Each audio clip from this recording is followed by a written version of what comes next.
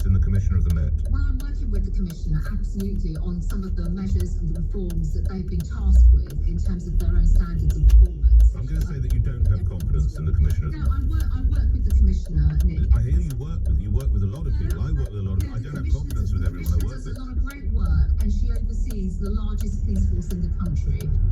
Well, Saturday night's vigil was another PR disaster for the force, already under fire for the way it protects women and girls in this city. The President was pulled up by the Home Secretary. She held crisis talks with the Prime Minister, who said he was deeply disturbed by the images. And the Mayor of London's demanded a full independent investigation. Others have gone further, some calling for the Commissioner to resign. She says, though, she's not going anywhere. They have a really difficult job. They have to make fine judgments. They often don't have infinite information or all the time in the world. They have to make these really difficult calls. And I don't think anybody should be sitting back in an armchair and saying, well, that was done badly, or I would have done it differently, without actually understanding what was going through their minds.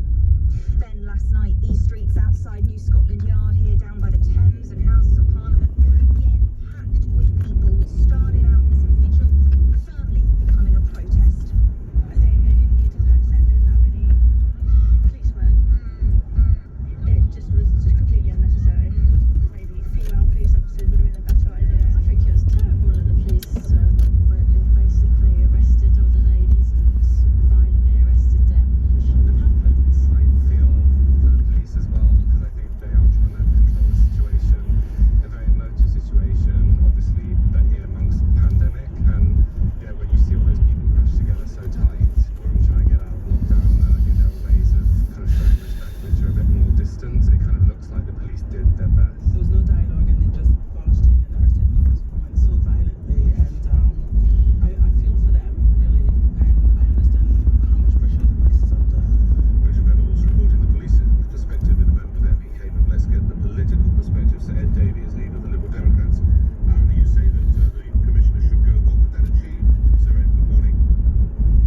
I think everyone who watched the scenes on Saturday night, and particularly women who will be hurting as a result of Sarah Everard's horrific murder, no doubt recalling their own painful experience of harassment, abusement, and abuse at the hands of men. I think they want someone to be held to account. And as you said in your President Dame Cressida is responsible for the murder of Sarah Everard. No, of course not. I'm talking about What do you mean held to account then? I'm talking about how the vigil was policed. The police, Met Police, under Dame Cressida, had the opportunity to continue to engage with the official organisers. They could have allowed the event to go ahead in a much more controlled way, and then policed it in a proportionate way. It was entirely predictable and frankly understandable that a number of women would decide to go to Clapham Common to express their feelings despite the official vigil being cancelled, and I think the Met Police should have responded in a far more proportionate way. The last thing these grieving women should have been met with was the sorts of visible manhandling by male public order police officers. Okay. And I'm genuinely shocked by what I saw. I think many people are. Sure, but she wasn't gold. You'll understand, just for my listeners, because that's the officer in command of the scene. So she is responsible for some other senior officers' incompetence. What will that do within the yard at the moment, Sir Ed?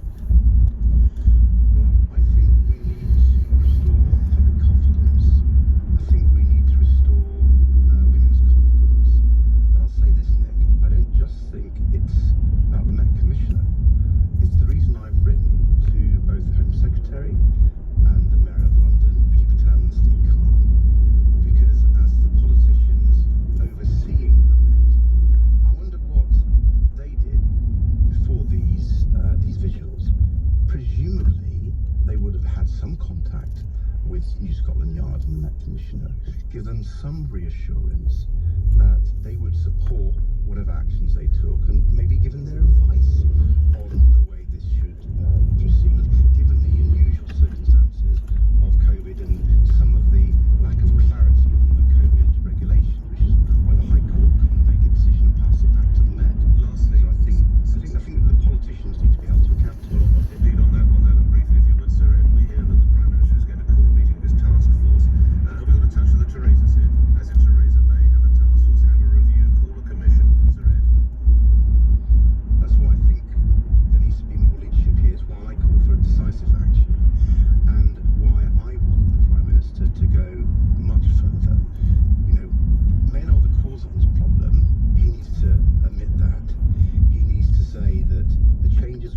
yes, there's going to be legal changes, but we need to go beyond that.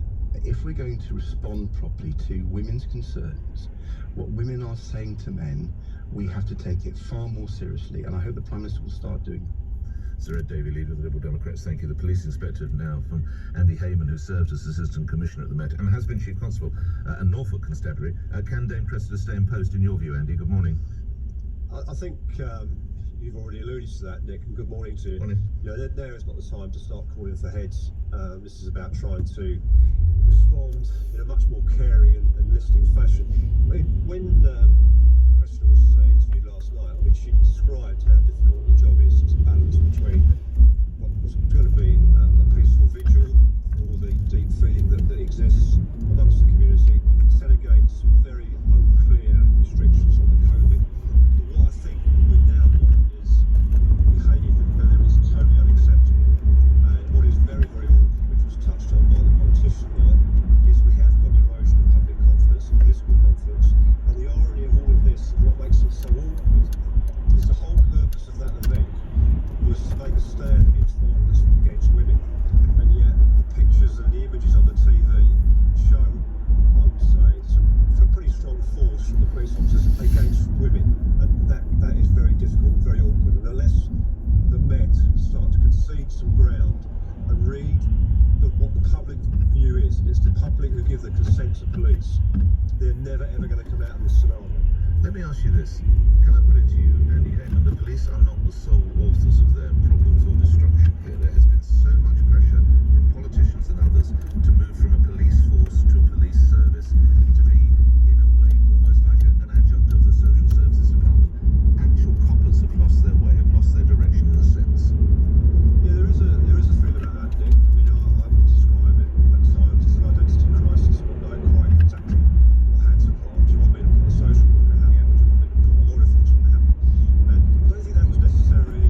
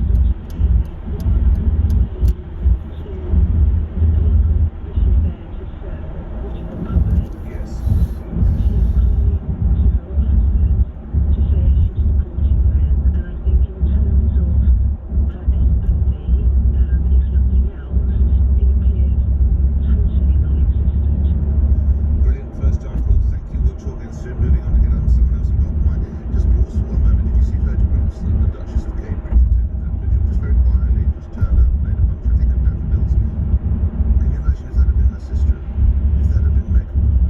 She'd have had Oprah Winfrey accompany her, wouldn't she? And probably a 10-person film crew, I would have thought, to film it. There is no way that the Duchess of Sussex would just arrive, got out the back of the car, lay some daffodils, and pull it over. She'd have had to have, I'd have thought probably the hussars would clear the path.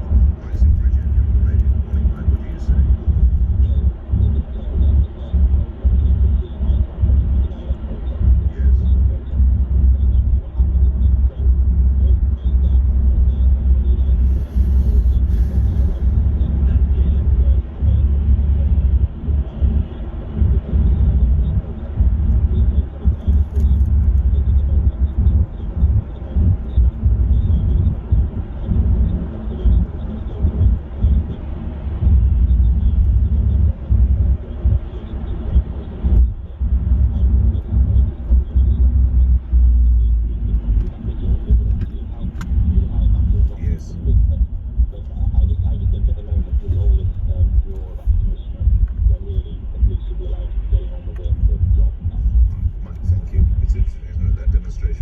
Safety for women, and they left women feeling unsafe at the hands of police officers.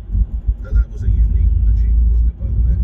More of your calls in a moment. Let's speak to a journalist who's been writing a number of pieces and is an acknowledged commentator and crime reporter with a string of exclusives behind him. I speak of Stephen Wright, who's associate editor at the Daily Mail. Stephen, you and I have discussed the Commission in the past. Just how hot is the water for her right now? Good morning. Good morning, Nick. Yeah, it's very hot. Obviously, you can see that. I mean, it's very rare, as you just alluded to, for all the papers to be putting the same story on the front page and with similar criticism. So that doesn't happen very often. Look, what happened on Clapham Common on Saturday night? Nobody was killed. Nobody's badly injured, as far as I know, as a result of alleged police brutality. But an absolute PR disaster. Complete lack of common sense by Cresta Dick's officers in how that event was patrolled. And a lot of my listeners would say, Stephen, that's the key. They're her officer. She wasn't there. She wasn't actually physically on the ground. How fair a defence is that? Look, last week was a momentous week, a very sad week, as you rightly say. For legal reasons, we can't go into detail about the ongoing criminal investigation and pending court case. Nevertheless, there was always going to be emotions running high on Clapham Common and elsewhere in the country. And I would have expected, right from the very top, orders to officers on the ground to not get sucked into conflict with people who are feeling very upset about what's happened. Do not get involved. Avoid conflict if you can. The policing, in my experience, is a bit like life. Sometimes it's not about what the best thing to do, it's about what the least worst thing is to do. And that did not apply, it seems, on Saturday night. And questions have to be asked about her leadership, her style of leadership, the perceived lack of grip. And also, I agree with the listener, woman who rang in just before, about the lack of contrition. I really am surprised. Helen Ball, Assistant Commissioner, came out of the yard just after midnight Saturday.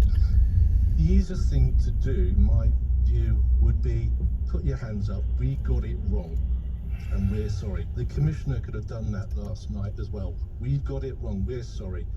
There doesn't need to be an HMIC inquiry into this, a long grass moved by Priti Patel. The Commissioner should put her hands up. Lord Stevens, no stranger to your airways, Yes. did that famously in 2003. After 2003, when a man broke into Windsor Castle for Prince William's birthday party, he put his hands up. We got it wrong. We're sorry. I think that type of language from the Commissioner might help her survival chances. Always good speaking to you. Stephen Wright, associate editor at the Daily Mail. Read all about it in the Daily Mail. Stephen and his colleagues write some very powerful pieces. Thank you for that. Trevor in Sidcup. Trevor, are you joining in the hue and cry for the Commissioner? Good morning.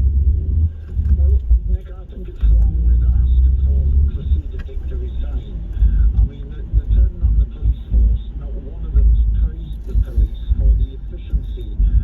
Lose that. Okay, we're not going to be able to have that conversation, Trevor. I'll warn you again, so we cannot talk about ongoing police matters. Tell me why you think the police don't refer to that case I asked you. How did the police do a good job on the weekend?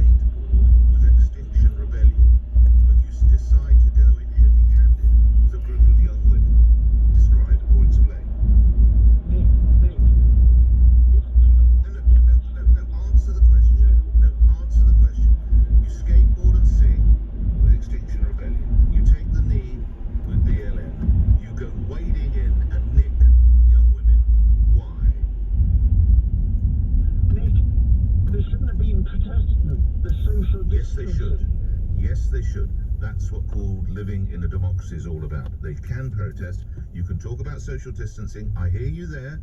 But that is for the police to work out, not to go in when just a few months ago they decided to take the knee elsewhere. Trevor, I'm very grateful for your views. This conversation will continue. 7:30, you'll listen to Breakfast with Lee Nick Ferrara here on LBC. The news is with Simon Conway. Boris Johnson says he's deeply concerned over footage from a vigil for Sarah Everard, where police have been accused of being too heavy-handed. The Met Commissioner, Dame Cressida Dick, has defended her officer's actions. She'll attend a meeting with the Prime Minister later to discuss ways to protect women and girls from violence. AstraZeneca has insisted its COVID-19 vaccine is safe, despite more countries temporarily suspending using the jab over concerns about blood clots. The pharmaceutical company says there's no evidence of an increased risk. Hairdressers in Wales can now reopen for the first time this year as coronavirus restrictions are eased. They can only serve customers with an appointment. Other close contact services like nail parlors and beauty salons are staying shut until at least next month. And the weather, many parts dry with some sunny spells, a few showers possible across the southeast of England. Outbreaks of rain moving into the west later, a high of 13 degrees. This is LBC. Get the stunning Samsung Galaxy S21 Plus 5G with Vodafone. And right now you can save £561 guaranteed. That's right. I said £561. Simply trade in a Galaxy S9 or S10 using our trade-in tool by the 31st of March. Ready? Vodafone. Based on £15 per month trade-in saving on a 24-month plan plus £201 off a saving. Return device must pass trade-in checks. Details and terms at vodafone.co.uk. What does it take to help a teenage girl living with cervical cancer? Making a nice cuppa, fetching a blanket, giving boy advice, and having a conversation about freezing her eggs in case the treatment leaves her infertile. We do whatever it takes to help people living with cancer. But we can only do it with your help. Donate online today at macmillan.org.uk. Macmillan Cancer Support. Whatever it takes. Are you an Uber driver? Or did you drive for Uber any time between 2015 and 2021? On the 19th of February, the UK Supreme Court ruled in a landmark case that Uber drivers are workers. We believe this means Uber drivers are now able to claim compensation for backdated national minimum wage and holiday pay. To find out more, visit driverclaimlawyers.com/radio or text Uber to 600-66. If you're a freeholder or a right-to-manage company director, you'll know your sector never stops. So it's good to know that when your block is looked after by ABC Estates Block Management Team, our family business will never stop looking after you. Service charge collections, we never stop. Insurance, we never stop. Proactive and reactive maintenance, we never stop. Full transparency, we never stop. Non-stop block management services from Aldermartin, Baines and Cuthbert. Call 0800 888 6688 or visit abcestates.co.uk. So we're sitting here with one of New Jersey's prodigal sons, the boss, my friend, Bruce Springsteen. It's good to see you, my friend. It's good to see you also. You and I have spent a lot of time talking about what it means to be a good man. Our audience looked at us and saw the America that they wanted to believe in. We come from such different places. It turns out there's a lot of overlap. Renegades, born in the USA. A new Spotify original podcast from Higher Ground. Listen free only on Spotify. This is the sound of electrician Claire bossing her expenses with Sage.